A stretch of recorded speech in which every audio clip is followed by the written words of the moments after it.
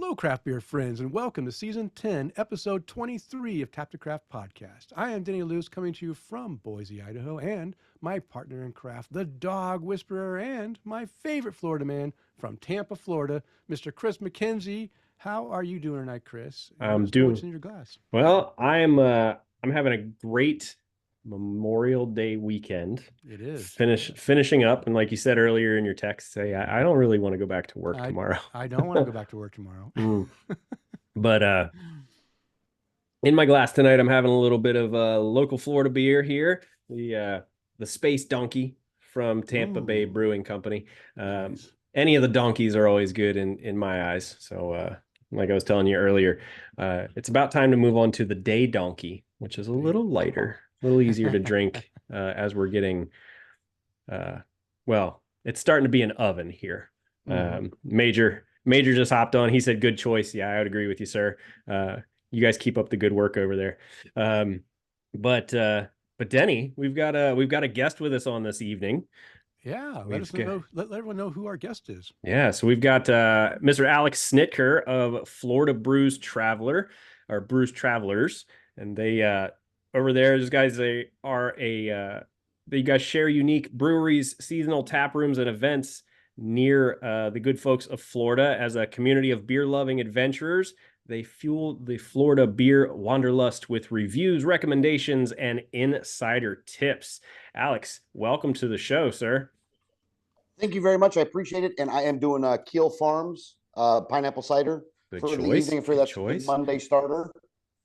It's a great choice. Those guys are about 15 minutes down the street from me. Yeah, no, they're real good. They're real close. And the good thing about them is they're in a lot of the stores. Yep. So you can pick them up in a lot of places. You don't have to just go to the brewery to do it. No, definitely. What part of Florida are you in? So I live in Port Richey. So Okay. I live about an hour north of where you're at in Port Richey. So my closest brewery would be Craft Life. Okay. Yeah, so I'm in Valrico, Brandon area. So just on the other side of Tampa from each other. I gotcha. No, you Yeah. got some good ones over there. I Most actually haven't been to Bootleggers yet, and I want to go to Bootleggers. Yeah, so we've got Bootleggers over by us, Levin, Bullfrog Creek. But one of my favorite places to always go is there's a great pizza place right down the street from us called Gasparilla Pizzeria and Growlers. They get all the if it wasn't for the food being so good, I'd go for the beer selection. Great place to be able to just get a little bit of everything from around the state. Oh wow, that's nice. I mean, they do their own. Just to have their own growlers. You just go and fill up what you want. No, they do a little bit of growlers, but they've got packaged selection. I mean, they've got it. I was just in there yesterday. I got a pizza from them. They had anything in there from Barriehaus to they get Trillium and stuff in there every once in a while, and Maine Beer Company. I mean, they have a pretty good selection as far as a pizza place goes. Probably some of the best in the area. Nice. So, but well, Denny, what's in your glass now that we've told you what's in ours? Yeah, well, I'm stepping a little away from Idaho beer this week. I'm going to Washington. The new head full of Dynomite from Fremont Brewing, Fremont. Hazy IPA, came out, and I picked up a 4-pack, and I'm enjoying this. I had one before, and I'm drinking another one now, and it's a great hazy. Definitely looks hazy. Looks like some orange juice here, but these are always good. I like a good head full of Dynomite. Anytime guys, I can get those. You can't get Fremont over in Tampa, can you? Nope. I wish we did, because you guys, well, I feel like it's like any brewery, that puts out really good beer. Everybody wants it. But like when you have a brewery that puts out really good beer that's right down the street from you, I can get that whenever. Yeah. So. Yeah. But I'll be drinking this, as well as I got a Crux fermentation project from Bend, Oregon area. I got their pills. I enjoy that beer too, so I'll have a little bit crispy boy later on. But before we get too far into the show, we always want to let anyone new listening to Tap to Craft podcast know what we're all about. We are an educational podcast focused around celebrating all things craft beer, because we want to assist you, our listener, along in your craft beer journey and adventures. And you are listening to episode 257, recording on Monday, May 27th, 2024. It is Memorial Day, and we are live on Facebook. If you'd like to join us during our recording session sometime, you can do that on the Monday prior to release at 8:30 Eastern Time. And in this episode, we are going to learn all about Alex Snitker of Florida Brews Travelers and learn about his craft beer journey as well. Find out what this website newsletter is all about, as well as having some great beer conversation. Kris and I would like to thank all of our Patreon supporters because this episode is brought to you in part by our satisfied Patreon supporters like Mike Allen, Bill Schlemmer, Kevin, Amanda Argauer, Mike Blanchard, Tara Carlson, Jim Kutzel, and Alex Fuchs, who are our virtual producers, and Tom Byrne, Jeff Seiler, Johan Helberg, Charlie Massa, Mark Church, and Eric Gronley, who want to buy us a virtual beer. If you enjoy the content we provide, we invite you to support the show by toasting your host or buying us a virtual beer or even becoming a virtual producer. You can explore the options on our support page by visiting patreon.com/tapthecraft. All right, Alex, are you ready to unveil your craft beer journey to all of our listeners? Yeah, absolutely. Okay. So I actually started in about 2014. I was going around to breweries at time to time, but we had there was a candidate I was helping out in politics, and he needed something to do in August. And I was thinking about it one night, and I thought, what a great way to actually hit like 30 plus breweries in 30 days. Because in Florida in 2014, the craft brewery scene was around. It wasn't as big as it is now, but it was around. And so you had some of the, like Fort Myers Brewing, Cigar City. There was a good amount of them around, enough to be able to fill out the state. And so I put together a logistical plan to actually hit 30 breweries or 33 breweries in 30 days. And so we went on that journey. And I think one of the coolest things that I saw was that there's a lot of similarities to breweries. I'm not, dollar beer, they all got chairs, they all got bars. I mean, those things are the same. But what they do around that is very creative. Everybody was different. They had them in different kinds of areas, and they would take advantage of those areas. Like at the time, Fort Myers Brewing was in the back of an industrial park, and it was small inside but a good outside. They always had a food truck that was sitting there, at least for when I went there. And so it was really nice to have that kind of back of the lot feel, like I'm just sitting in the back of somewhere where I'm probably not supposed to be drinking a beer. So you had places like that. At the time, Cigar City was still around and was local here, and that had more of a kind of Tampa bar kind of feel. And it was actually, that one was nice because all the news crews showed up to that one. But you had a guy that was rolling cigars, and this is before they made all the changes around there. And so I was able to go around and kind of see all these different breweries and all, what everybody was kind of putting in is like their own signature on all of the breweries. And I was instantly hooked. I mean, I had to drive the guy, so I didn't get to drink a lot of the beers as I was driving around. So I actually made him drive me around later on to get some beers. That's fair. But I was able to see all these different places, and I was hooked from that point on. It was really it's always nice to go and see one, to see what they're doing, to see how they're putting it. And they're all unique in their own way, which, some of them are great in their uniqueness, and some of them, maybe not be my flavor, but still nice though. Was that your first experience with craft beer, or had you dabbled in it previous to this 30 days of 33 beers?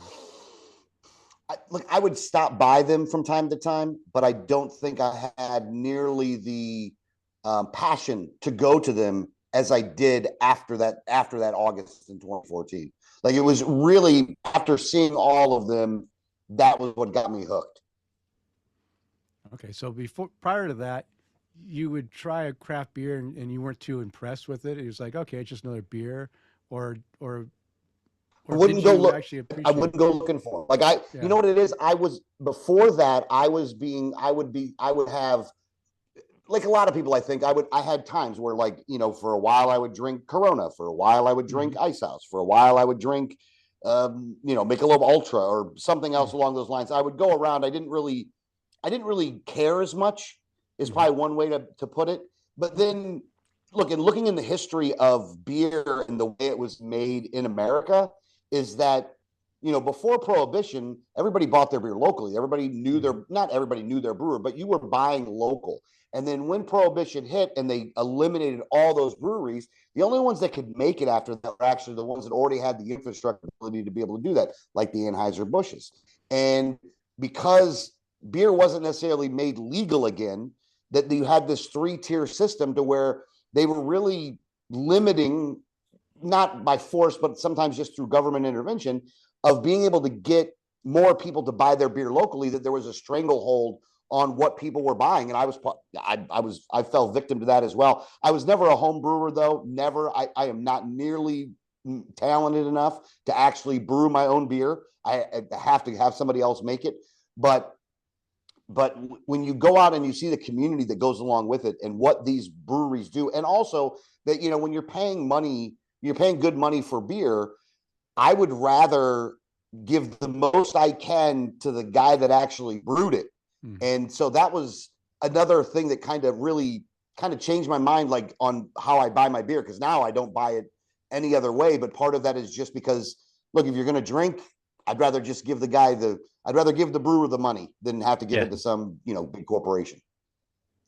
I mean, if that's basically the whole keeping it local mantra right there. I'm right there with you. I'd much rather give it to the brewer. Well, I'd rather get a story with it. Yeah. Like I go to Craft Life all the time, and he's always telling a story about some beer or this and that. You're always getting a story. And if you ask the people that are at the breweries, they're always going to talk to you and tell you about their beer. And there's nothing better than to hear a good story about a guy that decided just to go out on his own and get it done. Yeah. Yeah. Well, funny enough, we even have Paul Hill from Dirty Ore Beer Company checking in with us too on this episode. He's drinking their latest IPA, the Snakes and Sparklers, which is, I mean, that's great for the upcoming holidays in the summer. And I was telling him while you guys were chatting back and forth, I was telling Paul, I was like, I've got Chris Hughes from Dirty Ore Beer Company's card on my desk that I've been meaning to reach out to him. I procrastinate things, meaning to reach out to him since Badass Beer Fest back in November. So, it's only been a few weeks to see about having them on the show too. But Paul said, reach out anytime. And hopefully I won't slack off so much. So yeah, we did. Actually, he reached out to me. I reached out to me and Paul started talking back and forth on Facebook. And I ended up making a trip over to that side of the state and hit a bunch of breweries, including his brewery over there, and did reviews on a lot of the breweries that were over there. The one real interesting thing about going to that side of the state is different than here that you know in Tampa, is that those breweries don't have each other's beers on their taps. And when I asked why, I didn't ask Paul, but when I asked somebody at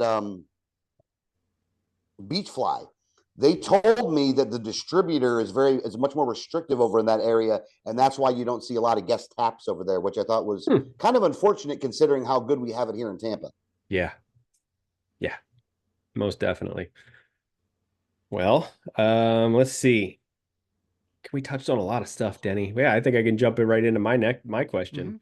So, Alex, do you have a favorite beer style, or like what's your go-to beer if you had one? When it comes to just a traditional type of beer, I'm a red guy. I like reds, like Irish reds. I will say that now that I've been drinking a lot more sours and ciders, I'm definitely more towards the sour and the cider part. I like a sweeter beer. However, I like the reds, or I kind of like your basic, like if I always like going to a brewery that makes like a good, just regular basic, like how well do you do your basic lager beer? But I would say I go with reds, and then I like ciders, and I like sours. There's actually like a Sour Patch Skittles one that was at Troubled Waters that really kind of was very crisp and very, very nice, especially in Florida as hot as it is in the summer. Yeah. Have you been up to Marker 48 up in Weeki Wachee? Oh yeah. Okay. No, yeah. Absolutely. Yeah, they've got a fantastic what they call Marker Light, which I actually had one today while I was just hanging out before dinner. I mean, not only is the can art, it looks like a another light beer, rhymes with Schmiller Light.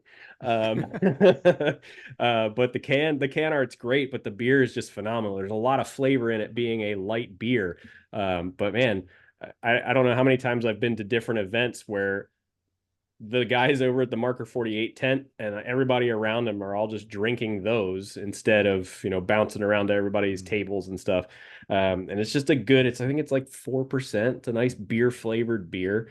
But we love being able to chat with those guys too. I try to get up there anytime that I can. Well, and their facility is a very unique facility in that it used to be an oil change place. Yeah. So they still have, at least the last time I went there, they still have that area at the bottom that you could kind of rent out the space.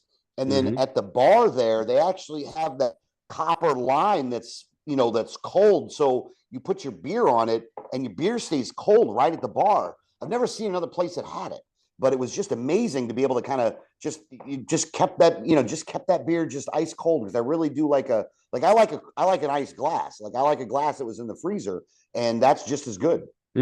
That's awesome. I didn't know they had that. I don't think I've ever stayed at the bar for too long. It's not a big bar. It's a very small area. Yeah, they got a lot of outdoor space to check out too, and the community tables and everything. On the Winnebago that's out there on that one side that they can serve beer from? Yeah, the Airstream. Yep. That's a pretty cool setup they have out there. Yeah, it was a great use of their space. So, Alex, how about a beer style that you didn't like at first, but you've grown to enjoy over time? A style of beer. Okay, so I did an Occupy bottle share about a month ago. And I'm sure you guys are, if those that are listening that aren't familiar, everybody just brings a bottle, and there's all different kinds of beers that you can get there. And I was never an IPA person, but I drank a couple that I was surprised that I actually liked. Like I was really kind of shocked, and I'm glad I did it because, like when you're only pouring like 3 or 4 ounces at a time, you're gonna take all of them. And so, I went with a couple IPAs that were there. And they were good. And there was a dill one that somebody brought a can of that was dill flavored. That one was really. Let's see who does the dill. Actually, I have Urban Artifact. They do a dill beer. Yeah, I've got one of those guys in my cooler for a little bit later. But wait, the dill beer or oh man, I wish the dill beer is actually pretty good. It's kind of refreshing on a hot day. I like the pickle beers. Yeah, we have a couple breweries here in town that will do a dill pickle beer, Goza, and they're really good. I love them. I just had one from Distill that was a spicy pickle, and that one was a little too hard for me because it had that garlic and kind of a pepper burn, and it was good but very strong, and it kind of burnt my throat a little bit. So there it is. Yeah. That one. So mine was the dill pickle, but it was the spicy dill pickle one. I've had that one. Oh gosh. That was good. Yeah. The spicy one's that was really good. Yeah, that one ended up being such a unique flavor. I had to take a picture of it. Yeah, they're pretty good.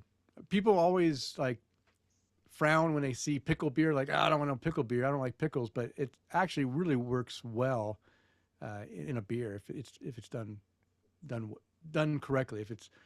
And most of the ones I've had have all been really, really good. Yeah. There was another one that was unique.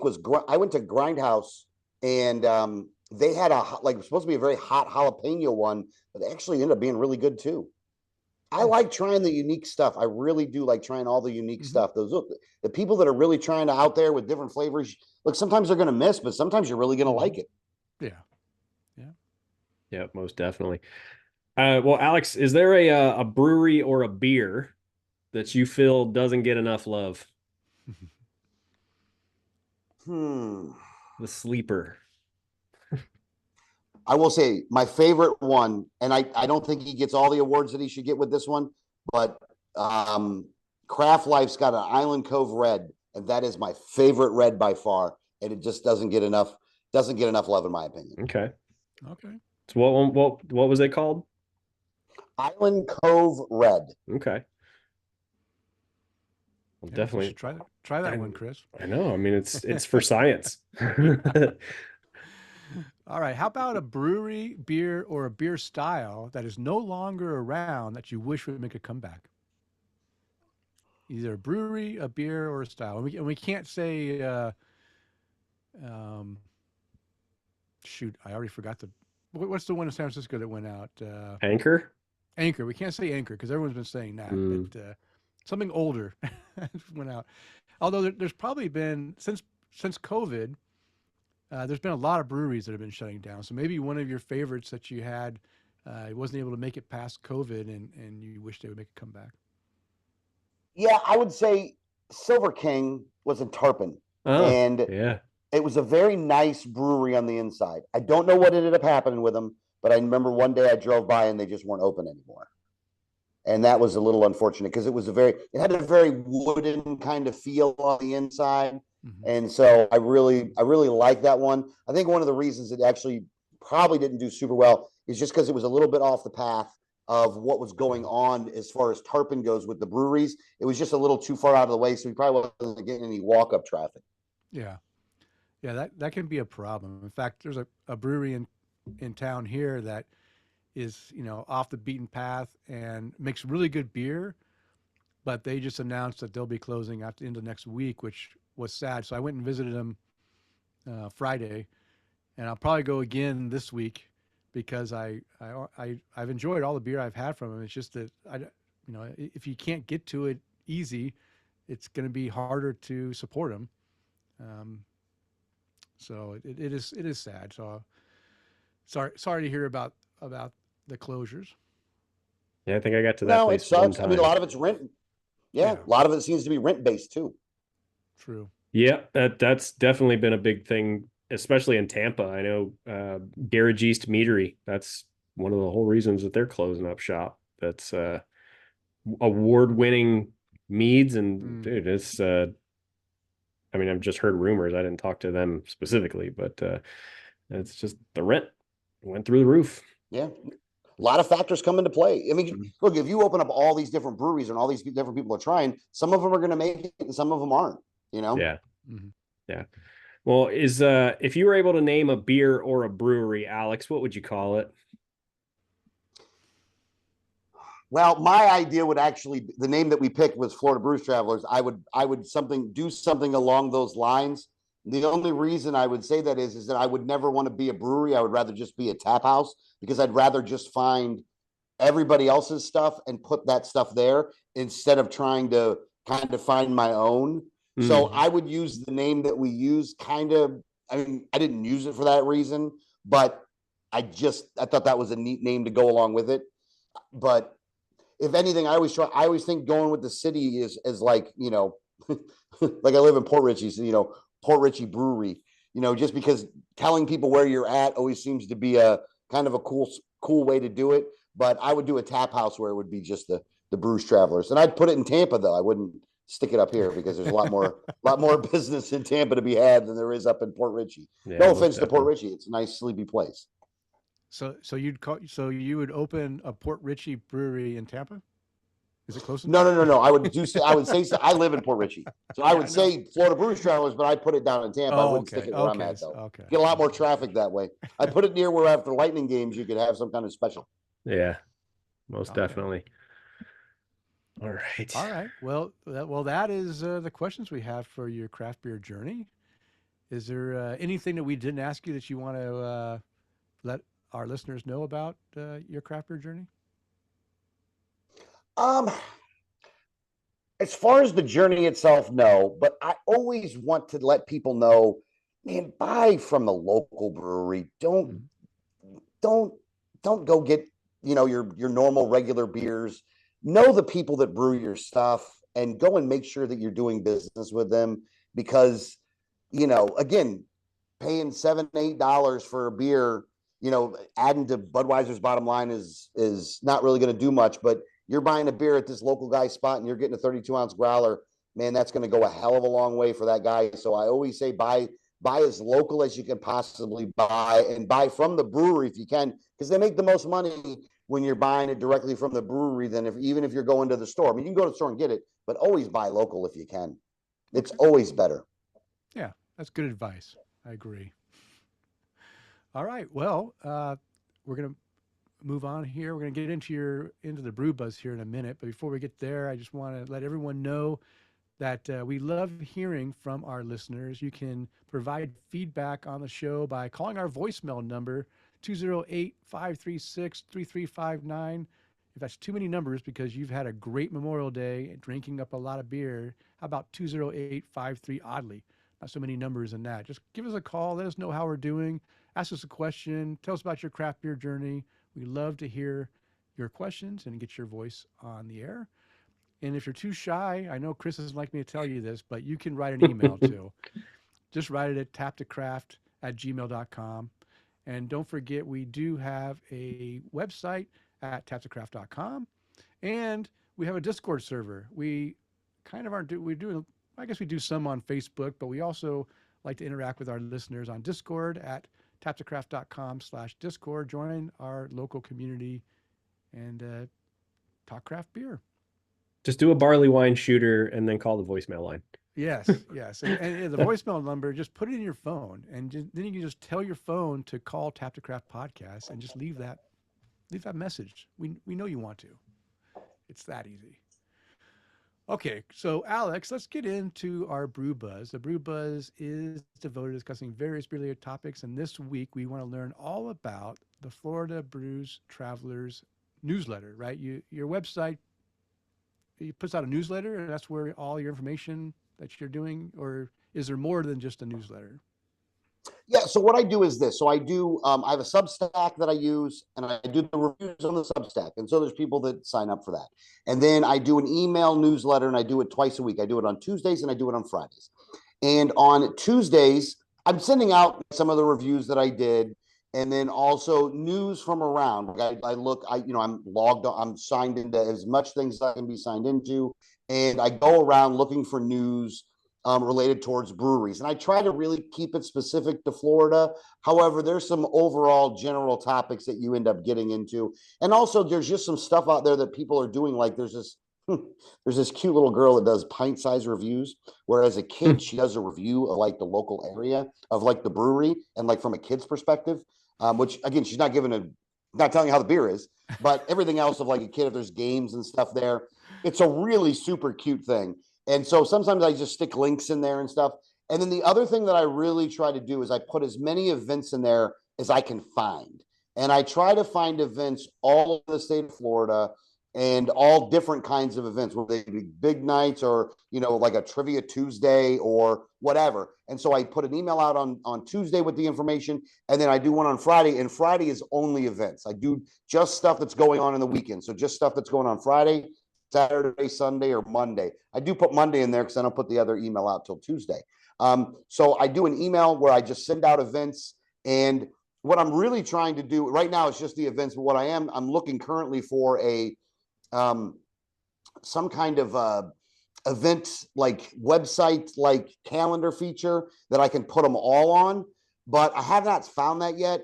And the reason I started doing this was only because when I went looking for events, I just had a hard time finding them in one spot. Like some things were going on over here and some things were going on over here. And so there was no one big repository of places where you could go and find this. And so I kind of decided this would be a kind of a cool thing to do. And so the Friday email is just events. The Tuesday email is reviews and other links to other articles and stuff like that, stuff that I find around the state. And I'm going to move on to interviewing breweries and stuff like that, but I have not done that yet, though. So, okay, so you shocked me because I didn't realize you were putting out twice a week episodes. So you put out, eight a month.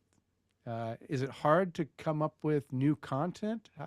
How large are these newsletters? And what you mentioned Substack? I'm not sure what that is. What is a Substack? Oh, okay. Substack is a website that you can use to put up, like I put my reviews up on Substack. So if you look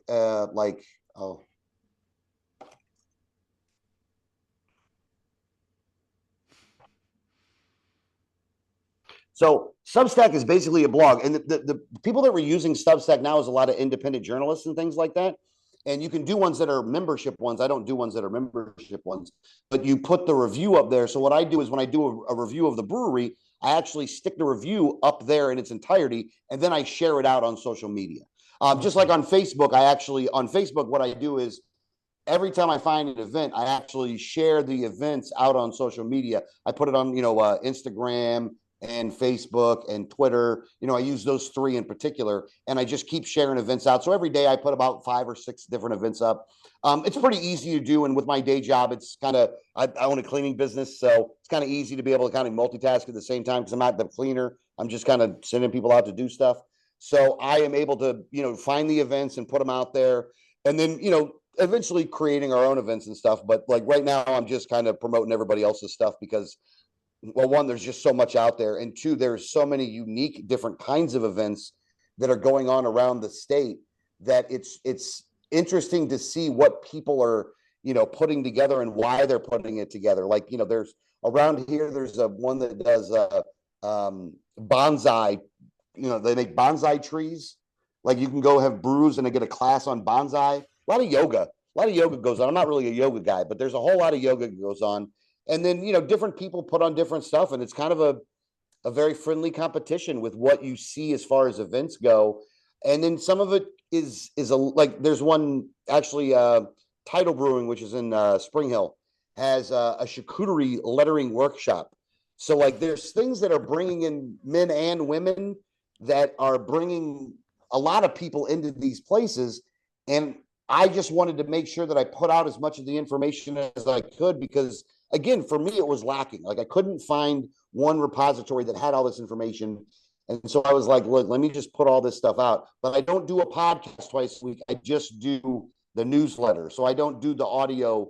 I don't do the audio stuff. I do a podcast, but I do a separate podcast, but it's about politics and stuff. So it's not anything about beer. But with this though, I just put the newsletter out twice a week, and we go out to events and talk to people and see what's going on and kind of enjoy the industry like everybody else does. Nice. Okay, so it's called Florida Brews Travelers. So that I'm assuming it's all breweries across the state of Florida, which there's a lot of breweries in Florida. Do you over 300? Yeah, you cover all those events, or are you?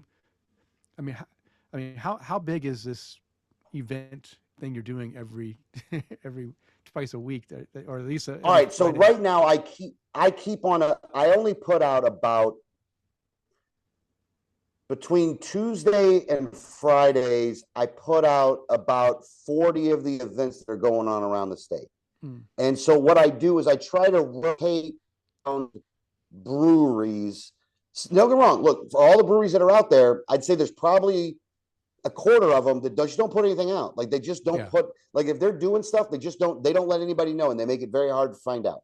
Now, if people send me stuff, then I use it, but I scour Facebook and Eventbrite, and there's a couple websites that I go to, and I go to just find all the events, and then I put them out. And I really try to, so like I break up Florida into about like I think 8 different areas. So like you got the Panhandle way out there, then you got Tallahassee area, then you got Jacksonville, then you got like Ocala, then you got Orlando, then you got the the East Coast where Coco and them is at, then you got Tampa, and there's a big huge amount going on in Tampa. Then you got Fort Myers on one side, you got Miami on the other. I try to find events all over the state in all those areas to make sure that when I'm putting out at least 20 to 25 events, that they kind of cover the whole state. And then I try not to do the same things over and over again all the time. So I'm just always trying to refine it and try to find different things. And if people reach out to me, I try to put their stuff in there as well. Like I put a post up last week that was asking about any big events that people knew about that were going on in the next 18 months. And I was like, do you know any big events that are going on? And now there's a bunch of them I knew about, but when you put something out like that, then people are going to let you know. And so I'm finding that information out. And then later on, I think at the end of the year, what I'm going to do is everything that I know that's a big brew fest. It's not at one little place. It's at like it's a big brew fest. I'm going to put a calendar out of all of those ones. So that way people can kind of prepare a little bit more, because those ones require a little bit more work, because you're probably spending, you know, 60, $80 if it's one of the, you know, one of the certain kinds of events. So you got to spend a little bit of money to go in order to go to it. Where some of the stuff that I put out is like, you know, like for Hiatus Brewing, I put out they having a muggers reunion, you know, for their mugs or whatever, right? So you just find information out about their events and you put this stuff out, because it's just kind of neat when you see all the different stuff that's going on. I don't care who you are. There's something going on at a brewery that you probably are going to be interested in. Yeah. All right. So when did you start this? I had the idea about 3 years ago, but I didn't really kick in. It didn't really kick in until about 6 months ago.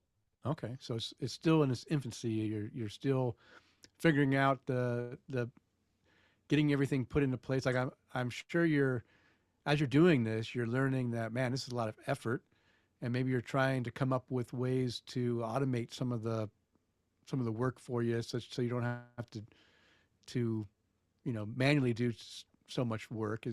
Are you putting in? Are you doing this by yourself, or you have other people that are helping you? So it started with me, my brother-in-law Ray, and a buddy of mine by the name of John. Now those guys go out with me to the breweries. We go out to the breweries together and stuff like that. But when it comes to the stuff that goes on, like social media and stuff like that, I do the bulk of the work. And I'm totally looking for a Facebook scraper right now. Like, I got to tell you, I am looking for a Facebook scraper like you've never seen, because I've tried a couple different things to try to automate the process, and I have not had any luck as far as it goes yet. But I do think that I'm going to find a good Facebook scraper here eventually to be able to get the events through that. Okay. So, and it's, you know, it's just, but it's a learning process, and it takes time. But look, whenever you do something that you really like doing, that you find enjoyment in, you figure out a way to make it work. So, you know, we do, we started a clothing part for like Hoppy Brands, so we could sell beer related t-shirts and stuff like that. So you have that different ways of doing that. And we're going to actually I was talking to in downtown Newport Richey, there's a share space you can rent called the Florida Room. And I think, we don't have the date finally set yet, but I think one weekend in October, we're actually going to rent that space out and then do like a bottle share.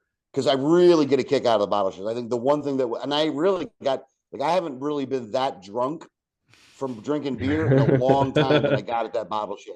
Like 2 ounces at a time will sneak up on you if you let it. And it really did. Like, I was really, like, I had a lot of beer that night, and I was pretty drunk. Luckily, I had a designated driver, and she took me where I needed to go, and it worked out well. But it was, we're going to be probably doing some events around the state as well. But again, pretty early in the process. Wasn't one of those, I don't know, just, you love it when you love the beer and you love going out to these breweries, you find a hole and you see if you can plug it. Yeah, good. So, how many subscribers do you have? Do you have numbers, or is it still too early to? Well, for the Facebook group, we're like at 1,400. Okay. For the newsletter itself, like what I have on Substack, it's like 100 and 150, and then for the other newsletter, it's just a couple hundred. So it's fairly new, but okay. I'm not buying lists or anything like that. I'm really trying to. Like, I'm trying to make sure that anybody that signs up actually signed up. Like, you know, like when I did for the podcast that I do on the politics side, like, I've taken that list and it's traveled with me from every show that I've ever done. And a lot of them are still on it, but I didn't want to do that. I didn't want to try to do that because it was just like, I'd rather just make sure that people actually wanted to sign up instead of me forcing my content on them. Yeah. Yeah. So who do you think your targeted readers are going to be? I mean, obviously there are people living in Florida that want to be aware of the events going on that they may not have access to. But do you think there's also people outside of the state that would be interested in your content? Yeah, actually, yeah. People that travel to Florida. There's a lot of people that I know, my brother-in-law being which is everyone. Actually, this was part of it, is that if you come to Florida, there's a lot of the guys that come with their wives, right, where they want to go somewhere. And he's like, well, I want to hit a brewery while I'm down there. Mm-hmm. And so you find enough, like if you, like I look at the reviews that I'm doing almost as like building a list. There's a website, and I don't know if you're familiar with this one or not. It's called beerinflorida.com. The guy that made the site, he has this pinpoint Google map of Florida that has all the breweries on it. Mm. And I think if you're going to come down to visit Florida, boy, it'd be sure nice to find out what kind of brewery would be local to where you're going to be at to be able to go drink a beer there. And so I think that tourism is going to be, look, Florida's a unique state in that there's a lot of people that are coming down here for other things, but then will come down and visit a brewery in Florida while they're down here. Mm-hmm. So I think that the tourism plays a big role in that. And I've looked at my, my Facebook statistics. One thing that really surprised me the most is that I have more women that look at it than men look at it. I never thought in a million years that was going to be the case, but it was like 35 to 45 or something like that. Women had a sizable lead when it comes to that. And I don't know if it's just because I'm putting up the yoga or what it is, but like it was a sizable amount of people. So look, everybody loves beer. Everybody loves beer, man. It's easy to find people when you're talking about beer. Everybody wants to talk about their favorite beer anyway. So. Yeah. Well, talking about beer, you mentioned that you focused the Tuesday content on beer reviews. What type of, explain how you review beers? All right. So I do a review of the brewery and the beer, but I would say it's as much about the brewery as it is the beer. And so I'll put in there, like for the review of the brewery, most of the time, not every time, but most of the time, how did they start? Like their origin story. Like how did this brewery get around? Then it's a review of the place itself. Then it's a review of I'll pick 5 beers out of there. I'll do a review of those beers, but real simple stuff. The other thing I will say is, and I always like to kind of say this up front, I don't do negative reviews. Don't get me wrong. Is there a brewery that I've been to that I don't do a review of? Yep, there has been, but I'm not going to tell you which one it is. After I get to them all, you'll figure out which one it is. But I just do positive reviews on them. I'm not there to kind of if you don't do this. As a matter of fact, the only person I actually told I was going to do a review for before I did it was Paul at Dirty Ore. I don't even tell the breweries that I'm going. I just go there like a regular customer. I just hang out. I do my review. I take some pictures, because everybody loves the pictures on it. And then I'll leave after that. If they ask me, I'll tell them what I'm doing. And a lot of times I'm wearing one of my shirts or something like that. But I just do a review of the place itself, some of the unique features about it. I take a couple pictures. Like I said, I do things about the beer. And then at the bottom, I always do the who, what, when, where, and why. Their name, their address, their phone number, their website, when they're open. And I just send it out from there. It's pretty, look, it's kind of simple and basic, but it gives you everything you need to know, at least in my opinion, about why you should go and visit that brewery. Mm-hmm. Okay. Now on Substack, is there a way for you to index the breweries you've done so people can easily find the content, or how's it listed on that site? Yeah, it goes by date. So you have on your regular homepage, what you have is the last 3 that you've done. Then on the right side of the page, you have the most popular ones that you've done. And then underneath that, there's another 9 that are right there. And I think I'm at the 38 range right now. So I've done about 38 reviews. So I try to do about 2 a week. Most weeks I try to do about 2 a week. There's an archive section that you can do it. Substack for all intents and purposes, Substack is a really very good but simple simple website that people can use, and it doesn't cost you anything too. And you can add subscribers to it and things like that. So they're in there. You can look up a name if you wanted to. You could search by name, or you can kind of just scroll down the list and see what you have. Again, once I get to a certain point, I think once I get to about the 100, hopefully I'll be able to kind of put together a website where you have the state of Florida and then you have pinpoints as to all the different ones that I've done. Right now, it would look, I literally go to Tampa, Orlando. I do some Sarasota, and then I do the other coast. I haven't really gone further north or further south a whole lot just yet. So I'm just kind of waiting for a good reason or an invite. honestly, I always respond to invites. Like if there's a brewery down there that's like, hey, you need to come see our brewery, then I'll just find out a reason to do a roadie and, go down there and hit that brewery. And then I'll hit a couple while I'm around there. Like I did when I did the Cocoa area, I ended up hitting 5 when I hit Dirty Ore. And it was, it was a fun time. Luckily I had a DD that night too, because I kept drinking at each one of them. And I was getting a little more drunk as each one goes by. So Yeah. Oh yeah.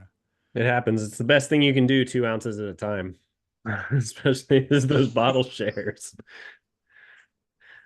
yeah, I was amazed. I thought it was a great time. A lot of Saint Somewhere beers were there too. That guy was there. How about a sneak peek to some of your June content that you're going to be providing? Well, for that, I am looking at hitting a lot of the Orlando stuff. I want to go over to Broken Strings and I want to hit some of the stuff in Orlando. I've been light on Orlando. I went to Claremont Brewing, but Claremont isn't really even Orlando. So I'm going to try to hit some Orlando stuff. And I'd like to hit some of the Ocala stuff as well. So I think for June, the areas I'm going to really focus on a little bit more is going to be more of the Orlando area and the Ocala area. Still kind of close to the house, not super far away. I don't have to go overnight there if I don't want to. But I'm going to try to hit some Orlando stuff and Broken Strings because they had that GoFundMe that was going on there, and they were able to kind of survive with what they had going on. So, and he responds to my stuff on Facebook. Like I said, he responds, "Hey, I'm going to go see you if you respond." So, no, most definitely. When you can have that interaction, it's a huge part of it. Yeah. No, that's what happened. Matter of fact, I was having a Craft Tap with me. Are you guys familiar with this app or not? No.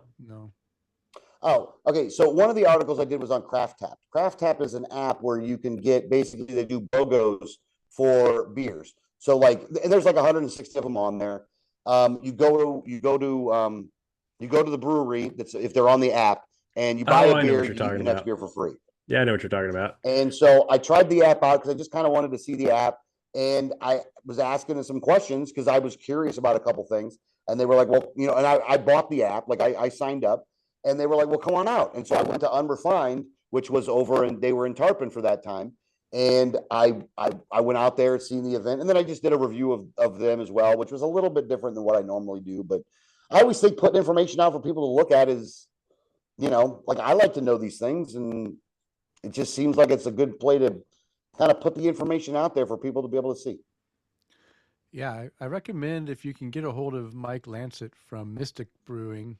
He doesn't have a physical site, but he's gypsy brewing at locations around Orlando.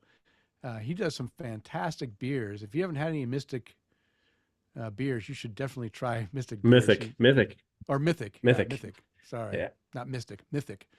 But he is quite a good brewer and does some very unique beers that I mean knocked my shorts off, really. I mean, I was caught off guard at how good his beers were from a brewer that doesn't have a brewery, right? He's just wherever he can get open spot to brew beer, he brews beer, but it's really good stuff. So Mythic, Mike Lancet. I wrote that. I put a reminder. That's another weird, not say weird thing, but that's another interesting thing that I'm starting to notice. There's a brewery down here called Commerce Brewing. They brew other people's stuff. Mm-hmm. So let's say you're a brewery, you make a great beer, right? And then all of a sudden you get a contract that you got to put them in all the Publixes or something like that. Mm-hmm. Well, Commerce is you go to Commerce and you contract with them and then they ship it out, mm-hmm. which I thought was a really cool way of being able to kind of get your beer out in other stores if that's what you're looking to do, because not all breweries are looking to do that. Some of these breweries, they want to stay small. They want to just do their small batch and then that's it. Some of them want to grow, brew really good beer and get really big, and that's more power to them as well. But it's really interesting to see something like Commerce kind of pop up because there's one of those in Orlando as well. There's a Commerce in Orlando too? No, there's a brewery that I noticed that was making beer for other people, like private labeling it. Yeah. Well, I mean, Brew Hub is right in the middle of that in Lakeland. they do something pretty similar.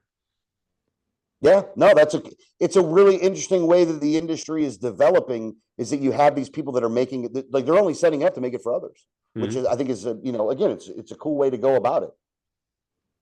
Right. I think that's the one thing, like legislatively, I like to see done in Florida is self-distribution. Something tells me that'll never happen here, but hey, I can't say never. Well, I look, in dealing in politics in a long time, like I went to Tallahassee for a long time, and I will say that there's definitely a lot of forces that are stopping that from happening. However, there's a lot of momentum on the other side of the fence too. I know that I'm gonna, anybody can put a bill forward, and get it into bill drafting and get it moving. I'd like to just give me 25 miles. Like, just give them 25 miles. I think you could see just some businesses really expand if they just allowed for that 25-mile self-distribution. So I know I'm going to work a little bit in Tallahassee this year to try to get somebody to at least sponsor a piece of legislation that says, because there hasn't actually been a piece of legislation, at least that I've seen, that's been put forward for self-distribution. There's been some franchise law reform stuff, but like it was kind of wrapped up in some other stuff. I just think a simple, straight 25 miles might be something that could have some legs. It's an interesting way to look at it. It really is. Yeah. Well, I always find it to be the weirdest thing. If you brew beer and there's a bar next door to you, it's illegal for you to take your beer and give it to the bar without giving it to a distributor first. I just don't understand the logic behind that. No, distributors have big pockets. Yeah. Yeah. No, they do. No, they do. They do. I'm not gonna lie. They're funding a whole lot of politicians up there, but yeah. Every once in a while you can get something through if they ain't paying attention. All right. So, Alex, I have one more question that isn't related necessarily to your content, but it struck me interesting to see this in the bottom of your website. You have a statement concerning Facebook. What's the story? Was there a problem with Facebook and using the name Facebook? No, just trying to comply with all the legalese with Facebook and with beer. Okay. It takes forever to get an ad running on Facebook because you're talking about beer. Like, it's just one of those things where I have a guy that helps me out with on that side of the fence. And when we put the website together, it was one of those things where he really had to we'll try the ad this way, or try the ad this way, or try the ad this way. And it just wasn't working. And so I wanted to make sure that we had all the legalese on it that we needed to have on it in order to make sure that we get, that we're complying with everything we need to comply with, because, a lot of the stuff, I would say a lot of the stuff that I'm doing right now is on the Facebook side of the fence. I mean, don't get me wrong. Like, I'm 48 years old, so I'm an older person. So Facebook is easier for me than Instagram. I don't like putting my ugly mug on the stuff all the time. I like posting other stuff. So Facebook works well for that aspect. Mm-hmm. And so in doing that, you want to make sure you're complying with all the crap that they need you to comply with. Zuckerberg rules the world, at least in that aspect. Yeah. Okay. So basically you had to put that disclaimer on the bottom of the website so you could get an ad for the website to actually post on Facebook. Okay. That's all I was curious about. I hadn't seen that before. So I was just curious if there was some kind of backstory on something that Facebook put out a cease and desist order on you or something about using their name, or my mind was all thinking a lot deeper than that simple explanation. So. Oh yeah, no. When it comes to most of the stuff we're doing, man, don't get that deep. It don't need to be. It doesn't get there. You're going to go deeper than we were going. That's for sure. Okay. All right, Alex. Well, I think that's all we had for you today. We really appreciate you coming on and talking about your craft beer journey and letting our listeners know about the Florida Brews Travelers. And I hope that our listeners will sign up and add a few more subscribers to you. I have written down here, the website is floridabrewstravelers.com. Is there anything else you'd like to? What's your Facebook group that they could find as well? So on Facebook, we are Florida Brews Traveler. We don't have the S. Part of it, that's a little bit of a funny story. So I had one that was Florida Brews Travelers, but then my account got hacked and I wasn't able to recreate my profile account. Oh, man. So I literally had to make a whole brand new one up. And so the Florida Brews Traveler is there. I got to get that back from Facebook, but I haven't got that one done yet. We're on Instagram as well. That's Florida Brews Travelers. And then we're on Twitter at Brews Florida.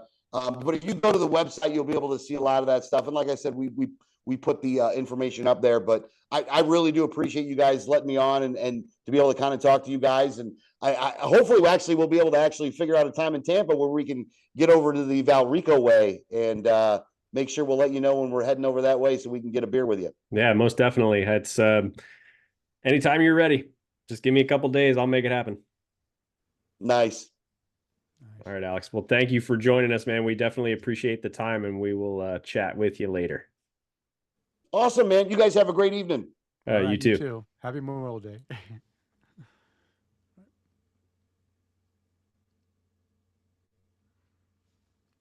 Okay. Now you need a break or anything? Or you want to continue on? I'm good to go from here. Okay. So we're going to continue on, and we're going to, we didn't want to keep Alex too long on his holiday evening. So we're going to go ahead now and do our Untapped the Craft segment and find out what our listeners are drinking according to Untapped. And we're going to start with a beer brewed.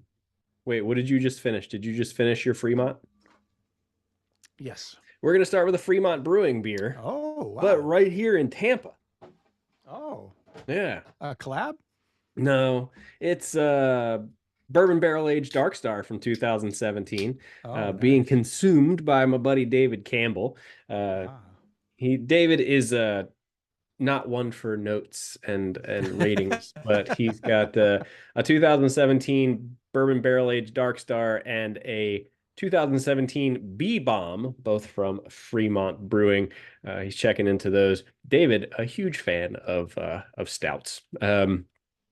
Next on the list is going to be another David Martin, checking into a Cheddar Broccoli by Other Half Brewing Company. Heard that one before. Yeah, gave this one a 4.5 cap rating, but no notes to go along with it. Kevin Page is throwing us a curveball today, Denny, because it's not Burial and it's not Arcane. It is Voodoo Ranger 1985 Mango IPA. I can't believe he's drinking that. I'll tell you why. About that? Okay. Well, he said his words, quite fabulous, and 4.25 cap rating. Fabulous. 4.25 cap rating to go along with it. But I'll tell you why he's probably drinking this one, because these new Belgian beers were buy one, get one free at our local grocery store this week. Okay. Yeah, hey, that's a good deal. Hey, listen, I have enough in the fridge right now, so I'm not not worrying about too much of it. Next on the list, Miss Carla Dean, checking into a Bay Pills by Green Bench Brewing Company. No notes to go along with it, but it looks like she's checking into it at the brewery, a 4 cap rating. And guess what David Dean checked into? A Bay Pills by Green Bench Brewing Company. Gave it the same rating, 4 caps to go along with it. We've got a couple of check-ins from Leon Nault right here in the Tampa area also. He's checking into a Reckoning of Vast Measures. He's checking into the Burial beers, but gave this one 5 cap rating and a wonderful picture of, I don't know what you're grilling on the grill there, Leon, but it looks delicious. Some chicken and some other goodies. Next on the list, Eric Gronley. Eric, this beer name would hold a special place into my heart because I joke with people about this all the time. It's from Drecker Brewing Company. The beer is called Birds Aren't Real. He says, drones. Yeah, they're all, have you ever seen a baby pigeon? Sometimes you have to go all the way to Wisconsin to get some Drecker beer. Buddy, you went the wrong way. You got to go west, not east.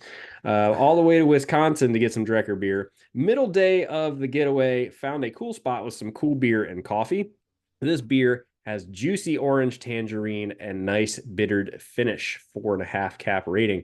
We got a tag in that, and so did Bill Schlemmer, which is pretty awesome. Eric is also checking into a Fair Maps 2.0 by Minocqua Brewing. Tasty brew from the local establishment. Very balanced IPA, bready malt, piney hops, and sitting by the pool. A lot to like about this one. You get 4.25 caps on that one as well. I'm curious to know how you guys are sitting by the pool. Is it like, Denny, what's the weather like out in Boise today? Right now it's 82 degrees Damn. and sunny. Okay. But it was windy and chilly the last 2 days, so it finally heated up. We were about 72 yesterday, 62 the day before. Okay. So Windy. I don't know what happened across the country, but we basically went from winter, snow to welcome to summer. Yeah. I mean, it is no joke. I mean, it has been hot as the devil's anus here the last couple of days. It's hot. Anyway, moving on to the next check-in. From Jordan Cohen is drinking one of my favorites when I can get it, a little something something. By Lagunitas Brewing Company, which sadly shut down one of their breweries. Yeah. Was it the Chicago one? Chicago, yeah. Yeah. But this one earned a 4-cap rating from Jordan, but no notes to go along with it. And a name I don't read often enough, Robert, or as we know him, Chew Your Beer. He is checking into a Beach Foo by Beechwood Brewing. And he said, so crisp, so fruity, so refreshing, so perfectly LA and San Diego. 5-cap rating to go along with that one. That's a hell of a check-in, buddy. So next on our list is going to be David and Carla Dean checking into a Glow by Magnanimous Brewing Company. No notes from either of them, but both gave it a 4.25 cap rating. Denny's checking into a beers. Yeah. Yeah, go ahead and continue on. I'm going to go use the restroom real quick. Just keep okay. Chatting. I got you. I'll get your check-in now that you're leaving. Okay. Denny is checking into a Pills by Burt's Brewing. He said, finalizing our trip route plans to South Dakota and sipping on a very tasty Czech-style Pills, crisp and refreshing with cracker malt and lightly fruity floral hop character, super clean and just damn good. It looks like you gave this one a 4.5 cap rating, Denny. And then moving on up our list, looks like everybody's drinking some pretty good stuff for the Memorial Day weekend. Jeff Seiler checking into an Off the Clock by Corporate Ladder Brewing Company. Jeff, I'm really excited to see that you're getting Corporate Ladder down there. He said, this doesn't look like a hazy, but it's big, fruity, and sweet. Notes say hazy. Yeah, according to that picture, buddy, it sure doesn't look hazy. Excellent stuff. My first Corporate Ladder beer. More, please. And a 4.25 cap rating to go along with that one. Jeff, I know they should be up and running in the Raleigh, Charlotte area. I can't remember which town they were settling down in, but Blake over at Corporate Ladder, I believe he moved out that way. So you'll be getting some more Corporate Ladder here anytime soon. Bill Schlemmer checking into the Where the Light Turns Night by Sway Brewing and Blending. Smooth, rich, and malty, a little caramel sweetness, all makes for a tasty Vienna lager. A 4-cap rating for that one. And just because we've got to keep the check-in streak, I mean, Chad, you're on like your 150,000th check-in in a row with us. From RAR Brewing, the Out of Order Sith Sauce. Great label on this one, too. I don't know who does their labels, but I absolutely love it because it's all focused around that, dog slushy. And I swear I can never remember the stupid freaking name. Slush Puppy. Thank you. But they're all focused around that. But like it's called Sith sauce. So the dog's dressed up like Darth Maul with a double-sided freaking lightsaber. It was pretty awesome. Darth Maul, they killed, but they let Jar Jar live. Shake my head. I'll just want some beer. Huh? Awesome can art. Strawberry, raspberry, and cherry. Quite tasty. 4.25 caps from Chad. Scott Cooper, normally checking into beers here in the Tampa area. But Scott, checking in at Petco Park. He's out in San Diego today. Oh, wow. Scott, I'm sorry you even checked into this, buddy, because you gave it a 2 cap rating. Ooh. Drinking a Pacifico Clara by Grupo Modelo. Oh, come on. Dude, It's I know Southern you, California, and that's the best beer you get? but he's at the ballpark. So, something tells me you had better choices, Coop. I'm kind of disappointed unless somebody gave that to you. But hey, if you hear this, you can tell me what happened. If not, I'll text you and figure it out. Let's see. Scrolling on up the list here, Bill Schlemmer again drinking a 400 Divine Rabbits. What a freaking name. Yeah, 400 Divine Rabbits. By Greenbush Brewing Company. It's an unusual IPA. It tastes like a Vienna lager, a little malty. I almost did. Tastes like a boner lager. A little malty and a little sweet. 3.5 cap rating. Yeah. Listen, if she said it tastes like a boner and it looks like a boner, guess what? It's a boner. Must be a boner. Must be a boner. Oh, that went sideways. Yeah, fast, very fast. Chad Lamassa again checking into a Hopzilla by Black Flag Brewing Company. Happy Memorial Day, he says.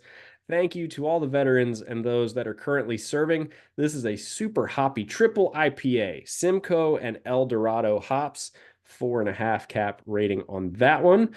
And last, until I hit refresh on this page, Matt Knight drinking an Ichiban by Kieran Brewing Company. Yeah, Ichiban. It looks like he's checking into, he's at Kobe Steak and Sushi House. Decent beer, fantastic atmosphere for it. And, like we talk about a lot, the atmosphere does make it, make the beers a little better. And last on the list here, we start with David Campbell. We end with David Campbell. He's drinking a Figlet Batch 4 by Jester King Brewery. That's it. No notes. No notes. No cap rating. He doesn't do notes. No, a cap rating. I thought I was bad, but anyway, guys, that's what everybody is drinking. And just to get it in one more time, boner. Okay. Boner. Wow, we're 12. It's awesome. This is great. Yeah. Hey, we need to get some laughs in and some inappropriate behavior. But on that note, let's go into our new and noteworthy beers. Kris, I'm going to give your voice a little break since you just got done chatting away, and I'll go ahead and read mine. Okay. New and noteworthies first. And I'm going to start off with a 5 cap rating beer. And this goes back to our conversation we had with... I can't remember her name. I know exactly what you're talking about. I can't remember her name. Last episode, I had trouble remembering her name too. Brandy. Was it Brandy? Who are we talking to? And we were talking to the Florida's Brewers Guild, or is it the Sean Nordquist? Okay. Sean Nordquist. I hate being, my memory is just not all there, but I do remember it was Brandy. I'm pretty sure it was Brandy. Okay. And she wanted to know what beer that she could try that tasted like whiskey. And I had suggested the Boulevard's Rye on Rye or Rye on Rye on Rye, because those really do have a lot of good character for the whiskey, the rye whiskey. And so that was stuck in my head, and I went to the co-op, and they had a Rye on Rye from Boulevard Brewing, and I picked up a bottle and said, I haven't had this for a while. And in fact, I've had this beer before, but I didn't have a check-in to it, which is weird. My Rye on Rye check-in was still there, but my Rye on Rye was not there. Those at the same time. So I don't know why they kept one and not the other. Maybe because the Rye on Rye had a date and they got rid of the dates. Who knows? But this is Rye on Rye. It's a rye beer from Boulevard Brewing, and I gave it a 5 cap rating. I said, saw this on the shelf after talking about it on the podcast for someone who doesn't like beer but enjoys whiskey. This one is perfect for that case. Has the spice rye and some toffee malt and vanilla. Really good beer that a whiskey lover could enjoy. 5 cap rating. I thoroughly recommend this beer. I like Rye on Rye better than Rye on Rye on Rye. Rye on Rye on Rye was Oh, just too boozy for me. just too much rye for you? Too much, no, too much alcohol Okay. content. It's just This one too one many is ryes. lower. This one's only 13.2% alcohol. Wait, The the rye Rye on. on it's like 18, I think, or 16 Ooh, or something like that. It was like spicy. it was higher. I can't remember, but it was a lot higher. This one is you don't get that alcohol burn. Now you might sense the alcohol's there, but Hmm. it's not alarming, right? You're not going to be turned off by it. I wasn't, and the flavors are so great, and even better as they warm up. It's just so layered, flavor on flavor. It's just a great beer. So go get this beer. The next beer I'm going to talk about is slightly lower than 5 cap, 4.5 cap rating. And this one's from Fremont Brewing. It's called the Cambios. It's a barrel aged Cuvee Imperial Stout, the 2024 version. Denny, And we're fancy. It's Cuvee. Cuvee, what did I It's say? Cuvee. You know that. You said Cuvee. Oh, Cuvee, We Cuvee. have Denny, we have a beer Sorry. podcast that we've been doing for 10 years. I'm gonna need you to pronounce Well, those things the correctly. problem is, if anyone hasn't noticed, is it's Memorial Day and I've been drinking all day, and I apologize. So, well, not all day, all afternoon. Yeah. It's He almost did, all he day. didn't start in the morning like No, I didn't start in the morning. I he started in waited the to afternoon. waited till the afternoon like a gentleman. Yeah, yeah. And I did break my, for the last 8 months, I haven't been drinking when I work out. Today I worked out, but I broke that because it's a holiday. So I can drink, I can work out and drink on a holiday. It's my Denny rules. Hmm. So I'm drinking and working out today. But what I said here, chocolate and molasses on the nose, spices up front, but not overpowering. Chocolate and some roasty malt. There's also some tannin character from the barrels. Very nice blend where everything is just enough. And again, that's from Fremont Brewing, Cambios Barrel Aged Cuvee. Cuvee. As I say it wrong again. So those are my two new and noteworthy beers. I have some more, but I'm going to save those for the next episode because Kris and I are going to be doing back-to-back recordings. So I need to save something for the next show. So which Kris, what about is you? which is tomorrow. Tomorrow, yes. Tomorrow. Tomorrow. Yeah, so we're doing live tomorrow. So Denny, I have a short list, and for tomorrow I'm gonna be struggling, but I had the opportunity to try a beer from the folks over at Barriehaus Beer Company. Now, Okay. I don't know if you saw our Facebook post from yesterday. The one with the dog photo shoot? Yeah. Yeah, I did see that. So Yeah. tell us a story about that. What's going So on? they I don't remember what they were calling it, but it was like Summerfest, Dogs of Summerfest, something like that. Last year we had one of the dog training clients of ours was part of this same like Summerfest, and she actually got her dog on a can of beer. And I Oh, thought, wow, that's really cool.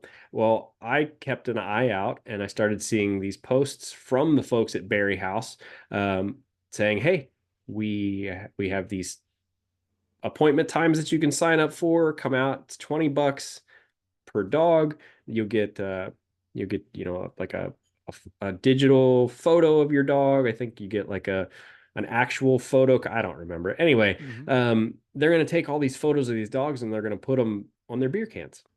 And I Oh, went, man, nice. that's one of the things that I've said all the time. I want to be able to, I want to put my dog on a beer can. Yeah. I was like, that would be so cool.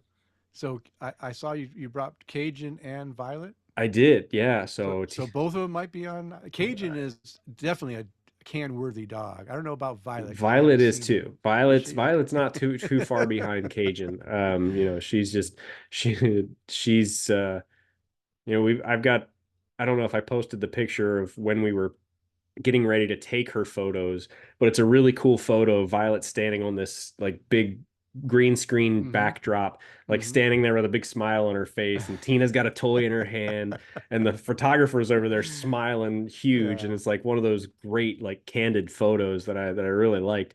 But yeah, so we're gonna have our dogs on a beer can on some beer That's cans. Now, awesome. I imagine it's going to be a lot of small photos, just Mm-hmm. kind of collaged onto this beer can, but um, Oh.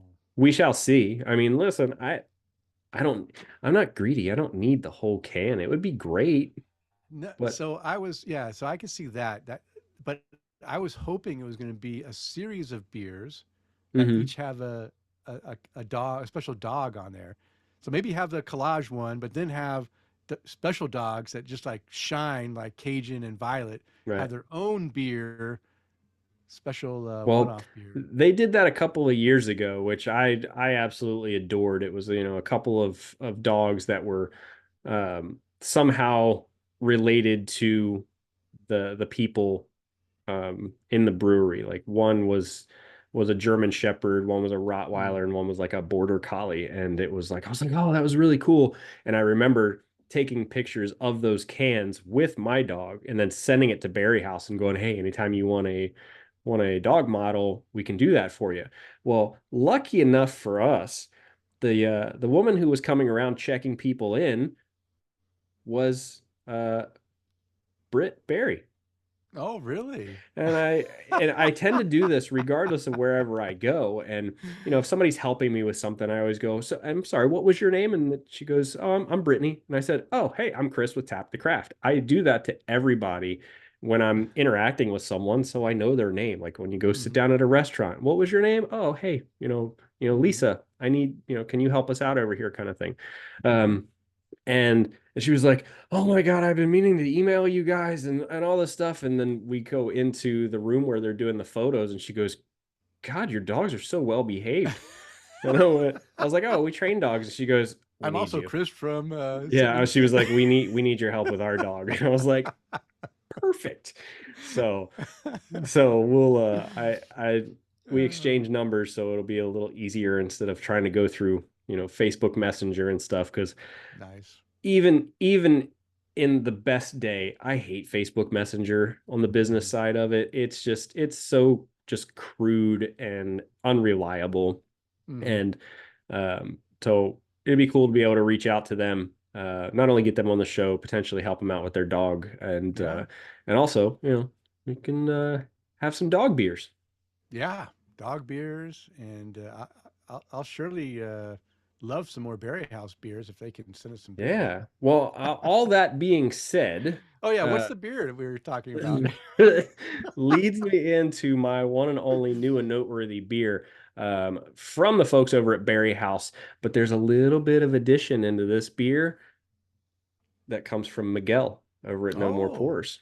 oh, Right. So nice. this beer, Aldergaan, which was released on May 4th. May the So for fourth be those, with you. so for the folks that go, okay, well, what's so special about May 4th? It's a Star Wars reference. May the 4th be with you. Um, church slash Star Wars reference, if you want to go that far. But Aldergaan, or this dark Czech style lager Oh, I with love. Oh, that's with great. smoked Munich malt and alder Wow. wood. Oh, nice. Denny, you and I have talked about smoked beers in the Mm-hmm. past, right? And the majority of the time, it's a no-go. Mm-hmm. The majority of the time. I stopped and picked up my pizza yesterday from Gasparilla, and Miguel was working behind the bar, and he goes, "Oh, what do you want? I'll grab you a beer." And I was like, "Nah, man, I'm good. I'm just grab this pizza and get out of here." Just Saturday was a long day. Like I Oh wasn't yeah. all for I wasn't up for drinking. And he goes, "Well, here, try this." He goes, "It's the collab that we did with them, that I helped brew." And I was like, "Okay, well, if you guys brewed it, then let's give it a shot." And man, the smoke was just perfect Mm. on this beer. And I've had a dark Czech lager from them before, Mm-hmm. but this one just added a little smoke to it. And man, I would I was dumb not to go buy it when I was at Gasparilla yesterday, but Yeah. it's a really cool label. Um, Oh crap! What just happened to my screen?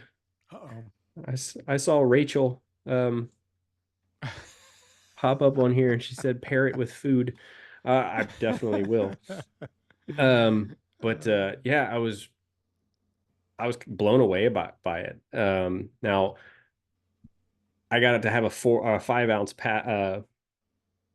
I can't think of what I was going to say now. A 5 ounce pour of this beer. And it was just so perfectly balanced. You get the maltiness of it, you get some smoke, and it was like drinking a delicious beer next to a campfire. Nice. Yeah. So I gave it a 4.5 cap rating, and I feel like for a smoked beer, that's almost unheard of. Like and there's those few select ones that are out there. Yeah, well, this is a good segue into our next episode where we talk about our favorite S breweries. And I have a smoked beer that Do you? Yeah, that's on my favorite beers. So stay tuned for next episode. Okay. Talk about more smoked beers. Well, then while we're moving off of that, big shout out to Rachel Benkowski from the Beer Hey, Babes family. Rachel. Thank you for hopping on with us and saying hello. Yeah. Hello. But yeah, that's my new and noteworthy beer, singular. Okay. So maybe I guess I'll have to grab a beer on the way home from work tomorrow. Grab a beer on the way home from work so you can talk about better make it a good one so you can talk about it in tomorrow's show. Do it for the show. All right. Well, Kris, it's now time to close the show out. But before we do that, we always want to give a chance to raise a glass to some people we'd like to raise a glass to. So who would you like to raise a glass to tonight? So I want to raise a glass to Alex at the Florida Brews Travelers. I appreciate you coming on with us, sir. We definitely appreciate your time and answering all of our questions while we sit here and grill you and about Florida and its awesome beer culture.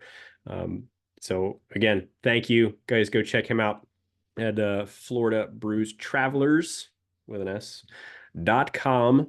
Go sign up for the newsletter and go see what's going on in the area of Florida beer. Yeah, for sure. Denny, who would you like to raise a glass to this evening?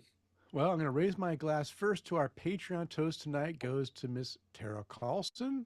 Cheers to you, Tara. Thank you for being a Patreon supporter. And the next toast goes out to my great uncle Denny. Yes. You wouldn't be Denny if it wasn't for your great Denny. uncle Denny. My dad's a Denny. We're both named after my dad's father's brother who died as a prisoner of war in World War II in the Philippines. So this is Memorial Day, and I want to raise a glass to all those who gave the ultimate sacrifice for our freedoms, including my great uncle Denny. And I also want to raise a glass to, as I mentioned earlier in the show, Idlewild Brewing here in the Boise area. Their last week is this week. On Friday, they closed down, and they make some great beer. I just wish they could have stuck around longer. But I visited them on Friday, and I might visit them again this week before they close, just so I can get some more of their great beer. So cheers to you as well. Cheers, guys. And of course, being a former serviceman, I want to raise my glass and thank all those who have served and are currently serving in the U.S. military services, protecting our freedoms. I hope all those deployed are able to return home safely to their families very soon, and thank you for your service. And Kris, why don't you go ahead and give a toast out to our sponsor? Would love to. Want to shout out to the folks over at Tin Tackers. They are the provider of sweet metal beer signs that will make your walls happy. Tin Tackers has a vast selection of embossed aluminum beer signs, perfect for your garage, home bar, or man cave. They have the biggest selection with the best prices. They also have a mini Tacker of the Month club, a club just for craft beer lovers who collect tin tackers, like this one that I still haven't put up on the wall yet. A surprise in your mailbox every month. Go visit their website at tintackers.com and be sure to use the promo code TAPTHECRAFT at checkout to save 10% on your entire order and to let them know we sent you. Yes, and you can find the beers and the link to the brew. Those things. The Florida the Brews beers. And the beers and the breweries. and our guests, which again, the beer has been flowing well today, so Attaboy. it's okay. Located on the show post at the tapthecraft.com website.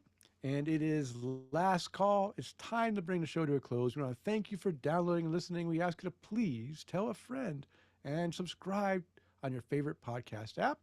And as a reminder, we release a new show every 2 weeks. Now go out there and spread the good word of craft beer. Cheers. Cheers.